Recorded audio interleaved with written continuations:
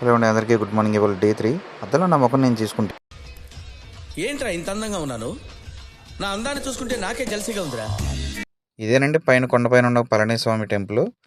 సారాలు అయితే అందరూ దర్శనానికి వెళ్ళారు. నేనైతే రెస్ట్ తీసుకున్నాను రూమ్లో. బయటకు వచ్చి చూస్తే రిక్షా కోసం ఇవన్నీ ఇక్కడ గుర్రపు బండ్లు వాడతారంటండి. నేను కాసేపు అలా షికారు చేసుకుని టిఫిన్ కూడా చేయడానికి వెళ్ళేసి తర్వాత జాంకాయలో ఓ పంచి కట్టుకున్నాను. తర్వాత ఒకసారి పంచి కట్టుకున్నాను. ఎలా ఉందో చూడండి మీరే. అయన్నొద్దు, పాయింట్కి రా. మధ్యాహ్నం టెంపుల్ పక్కన భోజనం హోటల్ ఉంటే దానికి కూడా వెళ్ళడానికి వీళ్ళు టోల్ గేట్ అమౌంట్ అడుగుతున్నారు. ఏమనాలి వీళ్ళని? సర్లే వాళ్ళతో గొడవ ఎందుకులే అని చెప్పేసి పే చేసి భోజనం చేసేసి తర్వాత సారాలు అయితే ఏదో ఇతర సామాన్లు అని కొనుక్కోవడానికి షాపింగ్ అయితే చేస్తున్నారు.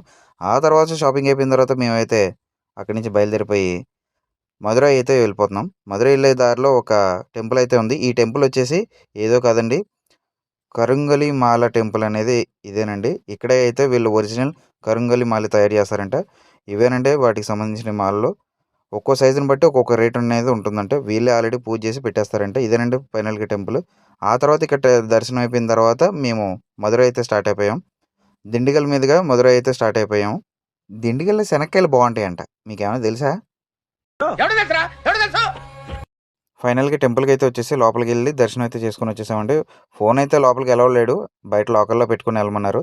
ఇదేనండి వాళ్ళ వీడియో అంతా. ఫాలో కొట్టు గురు, మంచి మంచి వీడియోస్ అన్నీ మళ్ళీ పెడతాం.